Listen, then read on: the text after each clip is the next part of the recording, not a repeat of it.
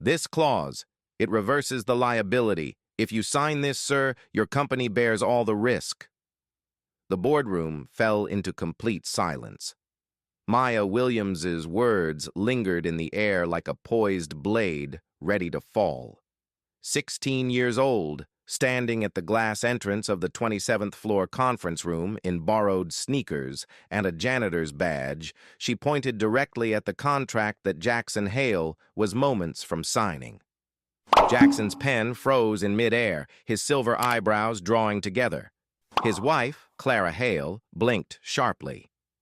Derek Vaughn, the smooth-talking Texan businessman with a practiced smile, released a low, uncomfortable laugh. "Pardon me?" he asked, his voice overly calm, overly controlled. "I saw that clause on page 14, Maya pressed on. "It transfers all merger-related liabilities to Hale Investments.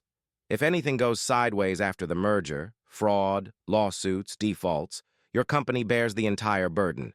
Vaughn's firm walks away unscathed." The young executives around the table traded nervous looks. One man drew the document closer, another checked his tablet to verify the page. Clara leaned forward. "She shouldn't even be here. She's the janitor's daughter," someone whispered. But Maya stood firm. Just 8 hours before, life had been straightforward. The cleaning crew moved through Hale Investments' upper floors like silent shadows. Maya, wearing a worn hoodie and a lanyard marked Visitor Maintenance, sorted shredded papers and cleaned glass doors while her mother vacuumed down the corridor.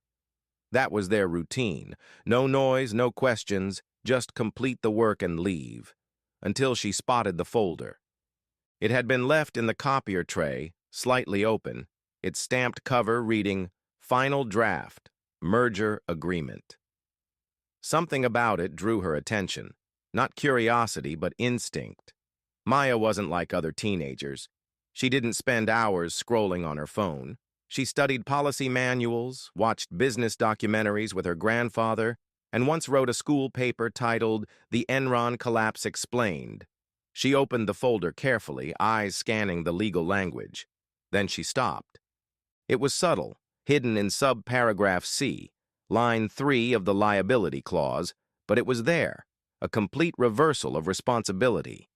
If the deal fell apart, or if legal troubles emerged afterward, Hale Investments, not Vaughn Global, would shoulder the legal and financial disaster. It was a snare. "Mom," Maya said, hurrying down the hallway. "Have you ever seen a contract that basically hands over the entire company like this?" Denise barely glanced up from cleaning a glass wall. "Maya, stop! Don't touch their things! But what if—" "No. You want us both to lose our jobs?" Maya closed her mouth, but her mind kept churning. Now, in the present moment, the executives in the boardroom sat frozen. Clara's hand gripped the armrest. Vaughn's eyes narrowed. Jackson Hale stared at Maya. Slowly, he set down the pen. "You're saying this clause reverses liability?" His voice was calm, too calm. "Yes, sir," Maya answered. "It's hidden in plain language, legal sounding, but if your team didn't scrutinize every line, it's designed to mislead. It doesn't safeguard your company, it positions you to take the fall." Clara's voice cut through like ice. "Jackson, this is ridiculous. She's a child." But Jackson was no longer listening to his wife. His attention had shifted to the page before him. He turned to page 14, scanned, paused, and something in his jaw hardened. Derek leaned forward. "Are we seriously entertaining conspiracy theories from someone who wipes door handles?" Maya's cheeks reddened, but her voice remained steady. "You can dismiss me, but if he signs that, your company's name goes on every lawsuit that follows." A lengthy pause. Then Jackson's voice, low and final. "Escort her out." Security moved quickly. Maya stood tall even as they guided her toward the door. But just before it closed behind her, she glanced back once and caught Jackson Hale's gaze.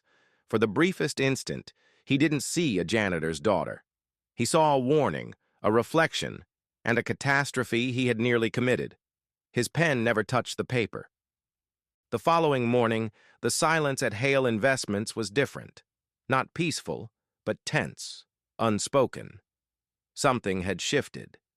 Maya Williams sat alone in the lobby security office, hands clasped, chin raised, heart racing.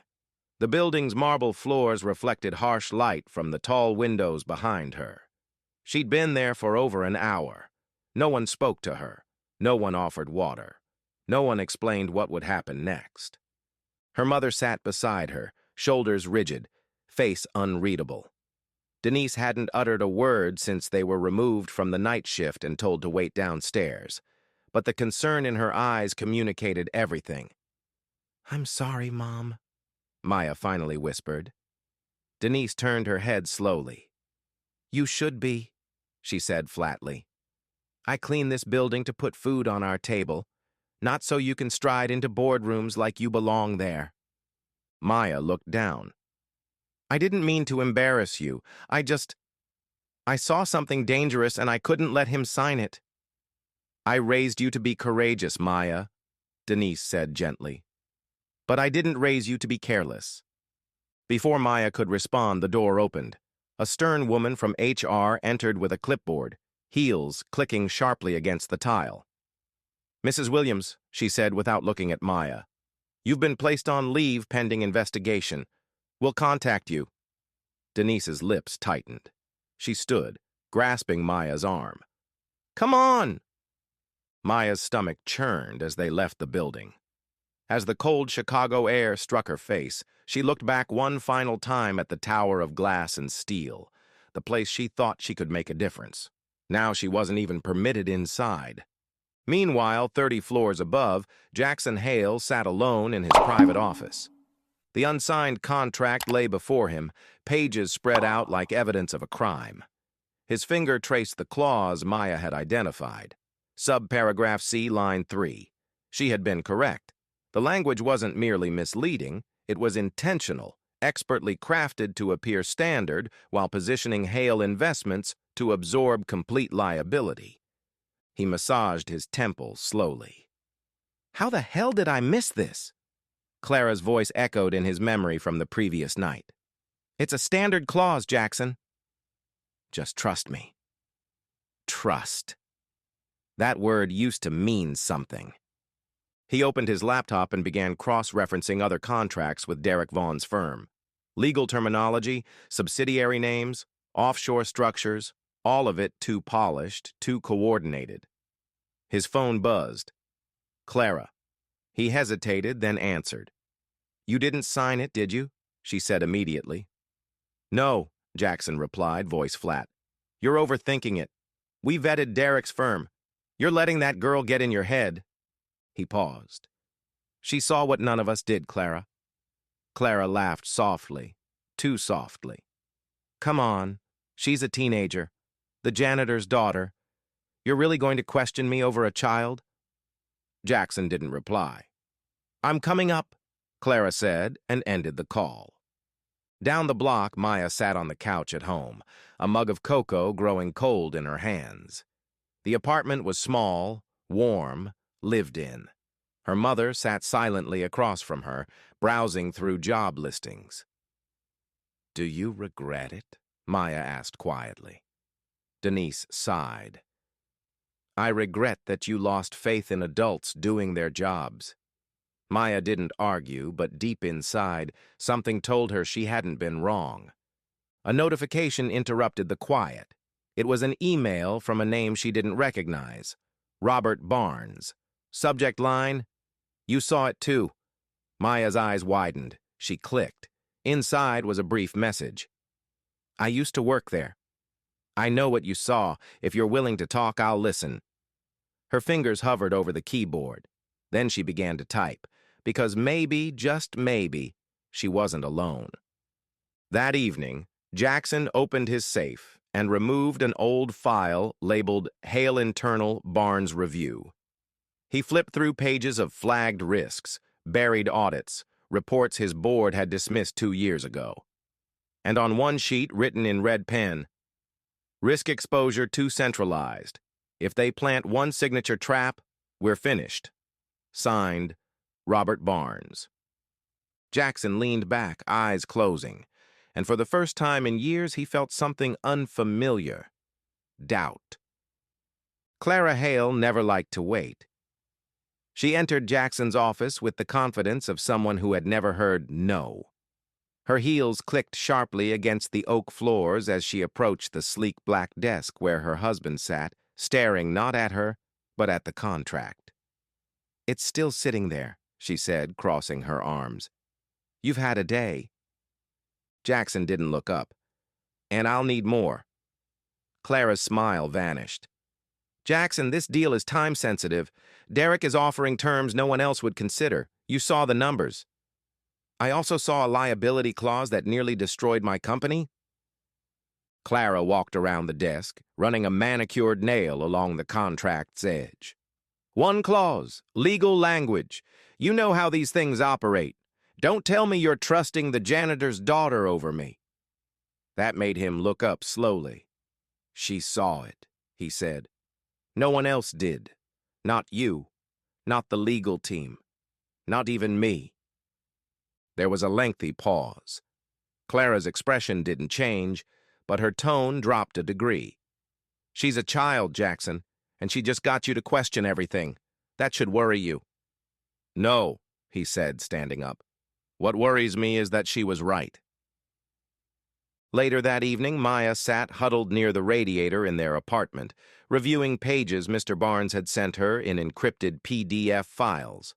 Tax statements, shell company breakdowns, merger language comparisons. She didn't comprehend all of it, but she understood enough. They were constructing a trap. Barnes had confirmed it on their call earlier. Derek Vaughn had used nearly identical language in a merger back in Houston. The target company assumed full liability. Within 6 months, it collapsed under legal fees. Vaughn walked away wealthier. Maya highlighted key terms: indemnification, contingent liability, burden of performance. She didn't know every definition, but she recognized something corrupt when she encountered it. "I can't believe he's married to that woman," Maya muttered. Her mom, washing dishes behind her, released a humorless laugh. "Power marries ambition. It's always been that way." At the same time, Jackson sat at the bar inside the private gold lounge overlooking downtown Chicago. He wasn't drinking. He was observing. At a distant table, half concealed by frosted glass, sat Clara. Across from her, Derek Vaughn. They were laughing. Clara's hand rested lightly on Derek's wrist. His smile was broad, comfortable, like old friends or something more. Jackson's jaw clenched. He couldn't hear the conversation, but the body language communicated enough. Clara leaned in. Derek nodded, then handed her a small flash drive, gently brushing her fingers in a gesture that wasn't professional. Jackson turned away, bile rising in his throat. Was this the woman he'd built a life with? Or had she been using him from the start? Back at home, Maya's phone buzzed. Text from Barnes. "Look into Clara's spending patterns. 3 offshore transfers in her name: Cayman, British Virgin Islands, and Zurich." Maya's eyes widened. "She's in on it," she whispered. "She's not just naive. She's involved."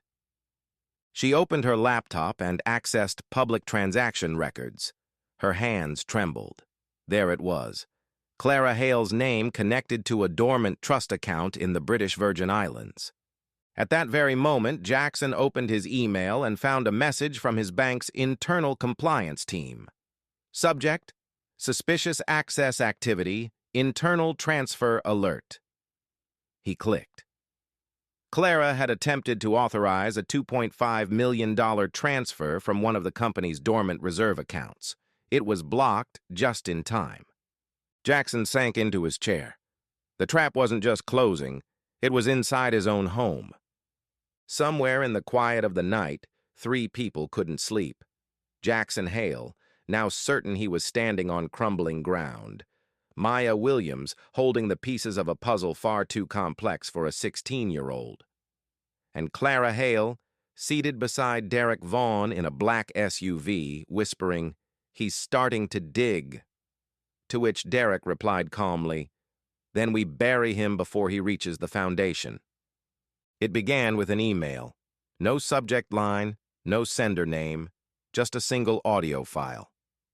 Jackson Hale hesitated before opening it. He had been staring at his office ceiling for the past hour, long after the last assistant had departed. The silence felt heavier these days, like the building itself was holding its breath. He clicked play. Clara's voice came through first, calm and calculating. "He won't question it." "Not if I push at the right moment." Then Derek Vaughn's deep drawl. "And if he does?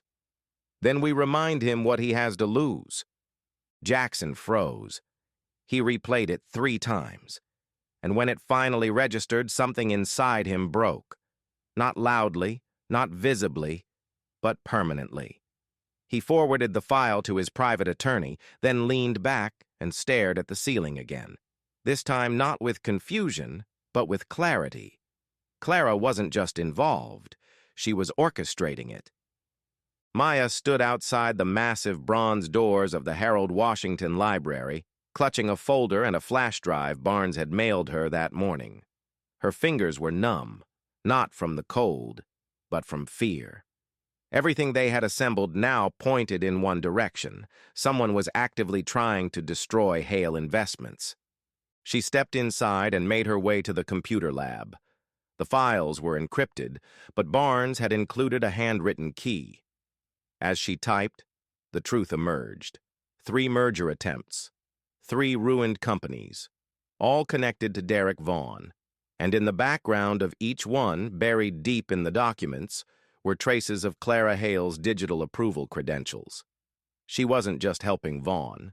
She'd been doing it for years. That evening, Maya tried to deliver the physical documents to Robert Barnes at his apartment. But when she arrived, the door was ajar. Inside, empty. No signs of struggle, no sign of Barnes. Just a single envelope on the kitchen table labeled MW. She opened it. Inside were 2 items, a thumb drive and a post-it note. "They know I'm helping you. Don't come back here. Find someone you trust, soon." Back in the city, Jackson sat in his car outside an old courthouse. The building had closed years ago, but he wasn't here to meet with a judge. He was meeting Victoria Chan, a civil rights attorney and former prosecutor known for taking cases no one else would touch. She entered without ceremony, her black wool coat flowing behind her like a cape of quiet justice.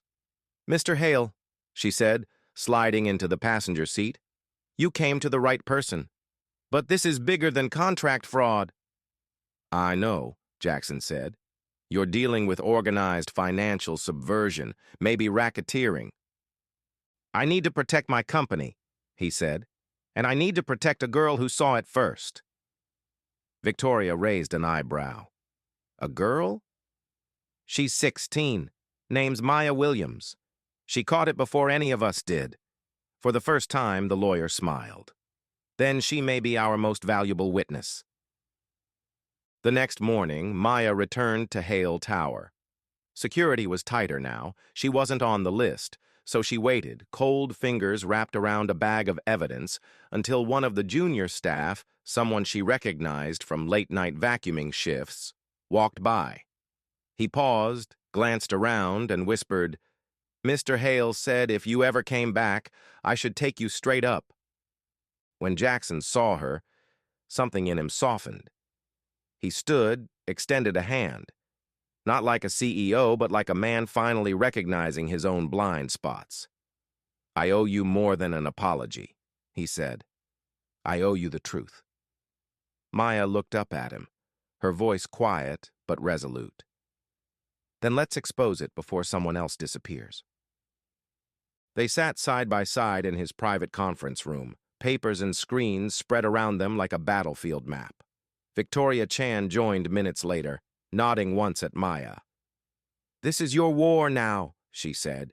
"But with the right moves, we win it before they even know we're fighting." Maya nodded, nerves taut but steady, because for the first time she wasn't fighting alone. And the cracks in the marble weren't just breaking apart a building, they were letting the truth shine through. The courtroom wasn't scheduled yet. No subpoenas had been issued. No press conference had broken the news. But the war had begun. Inside Jackson Hale's office, the walls were no longer decorated with corporate awards and investment forecasts. They were now covered with whiteboards filled with timelines, connections, bank transfers, and alias names. At the center of it all sat Maya Williams, a 16-year-old girl with a borrowed laptop and a folder full of secrets. Victoria Chan stood near the window, phone pressed to her ear, voice low but urgent. Jackson, silent, examined a printed spreadsheet, his jaw clenched tight. Then Victoria hung up. "That was my contact at the Justice Department. They're monitoring Vaughn quietly, but they need more to take action." Maya reached into her backpack and slid over a yellow file. "This just arrived," she said, "from Barnes, before he disappeared." Jackson took the folder. Inside were offshore account ledgers.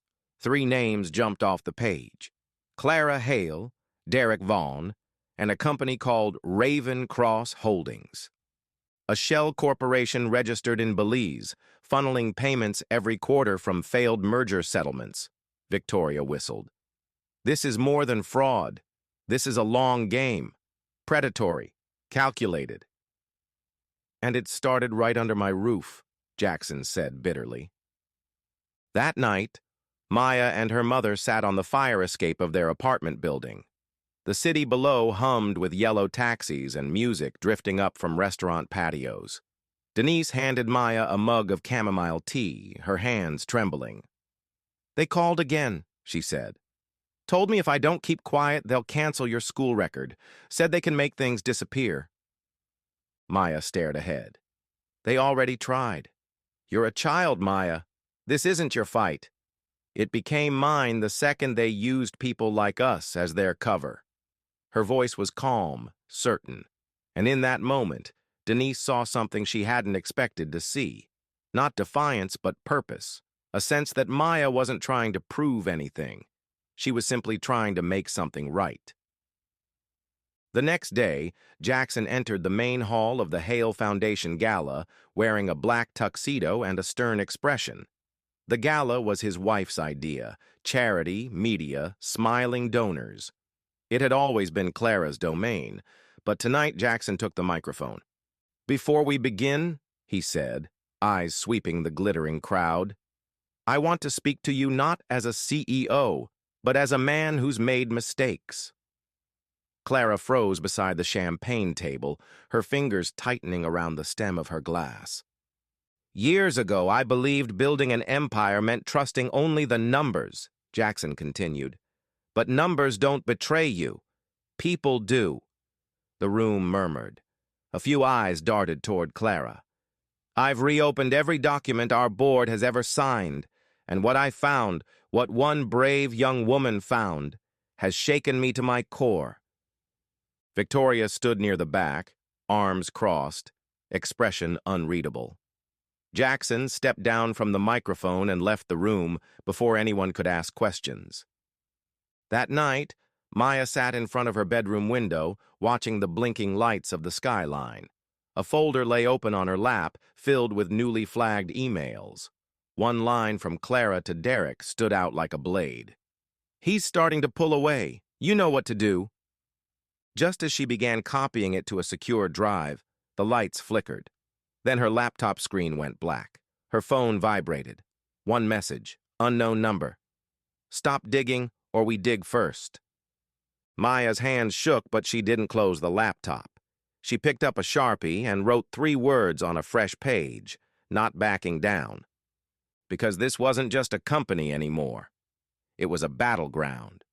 And the girl they thought no one would listen to was becoming the voice no one could ignore. The morning headlines hadn't broken yet, but the whispers had already begun in the financial district. Rumors passed between elevators and espresso machines. Hale Investments was under internal review. An anonymous whistleblower. A halted merger. Some said it was routine. Others said it smelled like blood in the water. Inside his office, Jackson Hale sat stone-faced, staring out at the city skyline. "I built this company from nothing," he muttered, "and I nearly handed it over to a phantom in a tailored suit." Victoria Chan, seated across from him, flipped through the evidence file. "You didn't hand it over. You paused. That's what matters." She set down the page with the Belize account routing numbers. "Vaughn's signature move, but it's no longer just about business," she added. "It's about justice." Meanwhile, Clara Hale descended the grand staircase of their Lakeshore Drive penthouse, dressed in navy silk as if nothing was unraveling beneath her feet. The housekeeper handed her a cream envelope. "This was left in the mailbox." She opened it casually. Inside, a single photograph. Jackson standing with Maya and Victoria, heads bent over a set of documents, 3 signatures circled in red, and a sticky note. "You're losing control." Clara didn't blink. She reached for her phone and called Derek Vaughn. That evening at a private business summit hosted at the Four Seasons, Derek Vaughn moved through the crowd like a man with nothing to hide, expensive whiskey in hand, charming investors one smile at a time. But something was different tonight. People nodded, but too briefly. Some avoided eye contact. Others whispered after he passed. He found Jackson near the balcony. "Well now," Derek drawled, "you've stirred quite the pot." Jackson didn't shake his hand. "I haven't stirred anything," he replied. "Just stopped pretending I was blind." Derek leaned in, voice smooth. "You go public with this and you'll bury more than just me. You'll drag your wife's name into the dirt. Your board will panic. The stock will crash. Is that the legacy you want?" Jackson didn't flinch. "I'd rather lose a company than live a lie." Back at Maya's apartment, her mother hung up the landline and turned to her daughter. "That was the school principal," she said quietly. "Someone's filed a complaint that you're emotionally disruptive on school property." Maya blinked. "I haven't even been to school this week." Denise's hands trembled. "They're trying to throw you off balance. You're making them nervous." Maya looked down at the pile of files in her lap. She didn't feel nervous. She felt ready. By the end of the week, Victoria filed the first legal motion, request for injunction and independent audit of Vaughn Global. She also filed a whistleblower protection petition for Maya Williams. The media caught wind before sunset. Breaking: Hale Investment suspends merger pending legal review. Anonymous teen identified as key witness. Photos of Maya from a school website were cropped, shared, retweeted. Some praised her, others doubted her. A few attacked, but none could ignore her. At dawn the next morning, Jackson walked into the boardroom and placed a stack of documents on the table. His executives sat waiting, faces drawn tight with tension.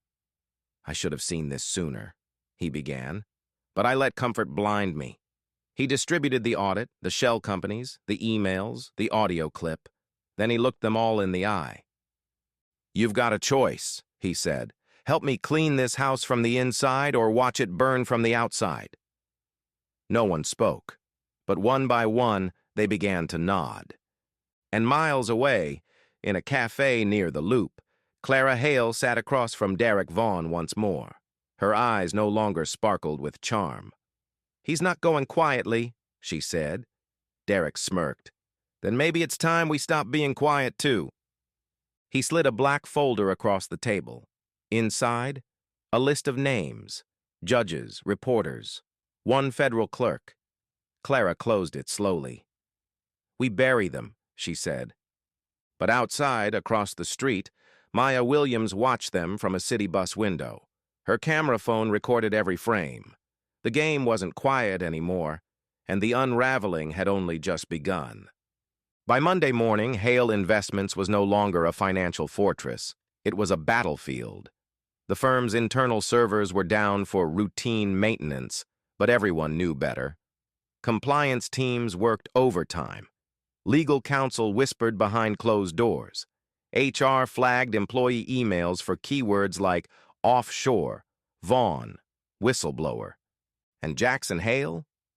He didn't flinch. He stood in the center of it all, calm, clear-eyed, and ready for war. At his penthouse, Clara Hale sat alone in the winter light, phone pressed to her ear. "They're coming for us," she whispered. Derek Vaughn's voice on the other end was steady. "Let them. We don't run. We counterattack." "You said the papers were buried." "They were. Someone dug them up." "You don't get it, Clara," she hissed. "It's not Jackson who's leading this. It's the girl. She's a child. And she's turning this whole damn tower inside out." There was a pause. Then Derek said coldly, "Then maybe it's time we remind the world who holds the real power." At school, Maya Williams tried to keep her head down. But it was impossible. Half her classmates stared like she was a ghost. The other half avoided her like she carried a virus. Some whispered traitor, others hero. She ignored them all. But as she opened her locker, a folded note fell out. She opened it carefully. "We know where you live. Stay silent. Stay safe." Her fingers trembled, but only for a moment. She tucked the note into her pocket, grabbed her books, and walked straight to the office. She told the principal everything. By the end of the day, Victoria Chan had secured a protection order for both Maya and her mother. That night, Jackson received a message from an unknown number. Just 4 words. "She's not worth it."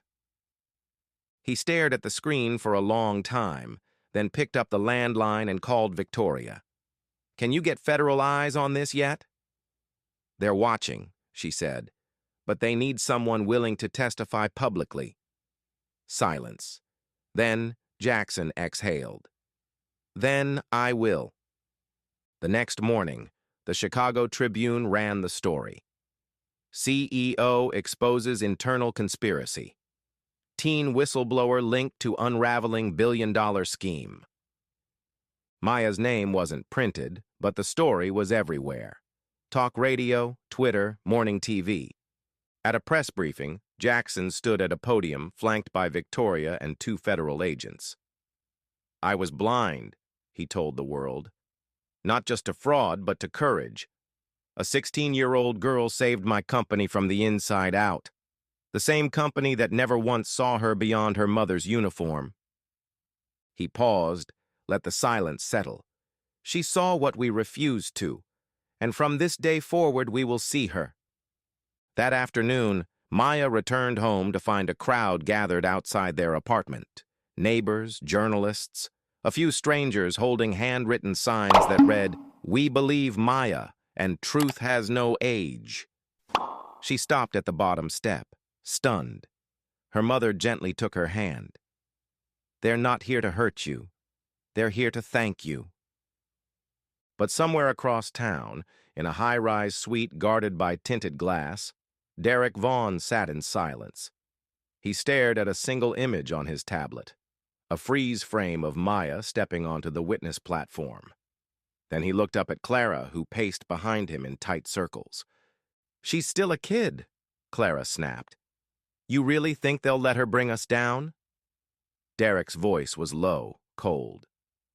"Kids don't bring down empires," he leaned forward. "Symbols do." He stood, slammed the tablet shut, and turned toward the door. "Let's break her, before she becomes one." The courthouse steps groaned under the weight of flashing cameras and murmuring crowds. Gray clouds hung low above downtown Chicago, but the energy in the air was electric. Inside courtroom 12B, the air was stiffer, heavier. Jackson Hale adjusted his tie and glanced at the wooden double doors behind him. Victoria Chan stood by his side, reviewing her notes. Maya Williams sat 2 rows behind them, dressed simply, hair neatly braided, eyes sharp with quiet fire. It was the first day of testimony. Derek Vaughn sat across the aisle with the calm demeanor of a man who believed money could erase anything. Clara Hale, poised in a slate-gray suit, sat beside him, her eyes empty, lips unmoving. The judge entered. All rise. Victoria opened with precision. She painted the picture not with fire, but with facts, contracts, dates, forensic analysis.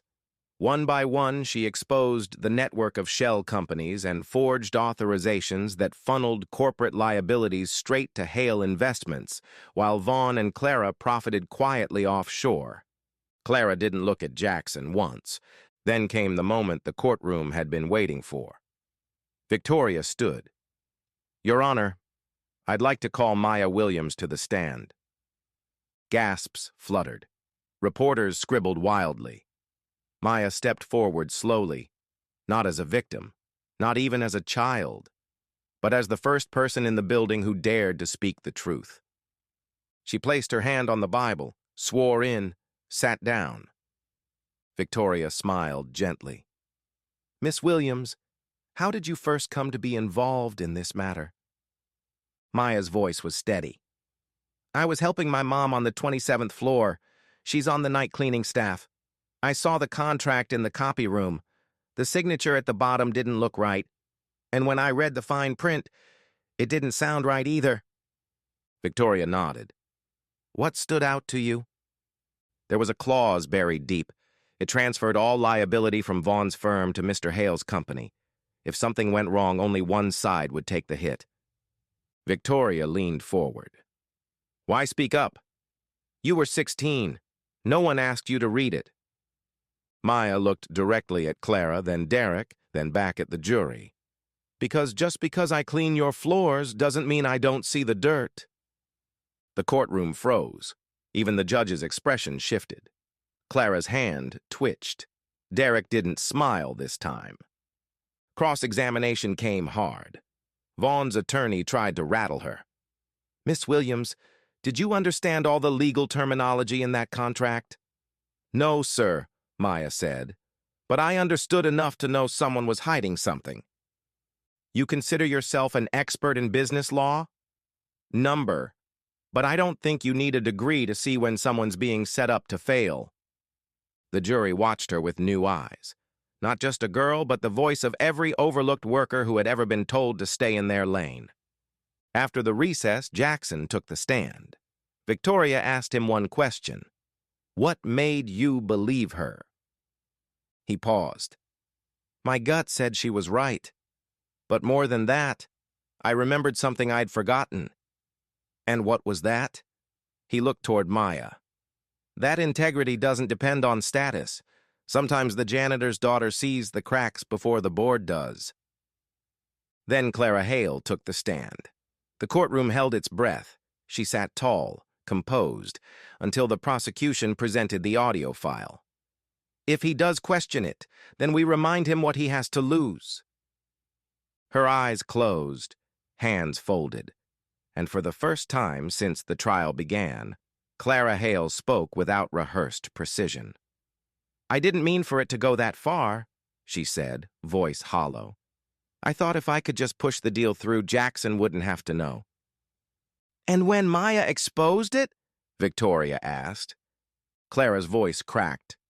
"I wanted her gone because she saw everything I had worked so hard to keep hidden." Outside the courthouse, cameras waited like wolves. Maya exited through the side door. Jackson followed behind her. "You didn't have to come," she said. "I owed it to you," he replied, "to be the man you thought I was when you walked into that boardroom." She smiled faintly. "You're getting there." Inside, Clara returned to her seat next to Vaughn. She didn't speak, but her silence said enough. The empire was cracking, and in the eyes of the jury, they'd seen not just fraud, but betrayal, of trust, of truth, of the people no one thought would ever speak. Tomorrow they would deliberate. Tonight, the world waited. The verdict came just before noon. The jury filed in with solemn faces. Maya sat between Victoria Chan and her mother, gripping the hem of her skirt. Jackson Hale stood behind them, hands clasped tightly in front of him. On the other side of the courtroom, Derek Vaughn smirked faintly. Clara Hale stared at the floor. The judge called the court to order. The foreman stood. On the count of conspiracy to commit corporate fraud, we find the defendants guilty. On the count of falsifying financial documents, guilty. On the count of obstruction and tampering with legal contracts, guilty. Each word fell like a gavel striking stone. A lifetime of manipulation undone. Derek's smirk vanished. Clara closed her eyes. The judge issued the sentence swiftly. 10 years in federal prison for both defendants, with no chance of parole in the first 7. Maya exhaled for the first time in days. Outside the courthouse, the world had changed. Reporters shouted questions, microphones thrust forward. "Maya, how does it feel to be the girl who saved a corporation? Mr. Hale, will you rebuild Hale Investments? Victoria, what's next for your young witness?" Maya didn't answer them all, just one. "What do you want people to remember from this case?" She paused, then looked directly at the nearest camera. "That truth doesn't depend on your title, and justice doesn't care how clean your shoes are." In the weeks that followed, Hale Investments didn't collapse. It reformed. Jackson Hale initiated a full restructuring. Clara's name was removed from every official board record. Vaughn's assets were frozen. Victoria Chan was brought on as Chief Ethics Counsel. And Maya Williams? She was offered a full scholarship. At a press conference inside the building she once cleaned, Jackson announced the news personally. Today, Hale Investments is establishing the Maya Williams Fellowship for Young Minds with Vision and Courage. Maya didn't just protect this company, she reminded us who we are supposed to be. Applause rose like thunder. Maya stood beside him, blazer over a white blouse, the faintest smile on her lips.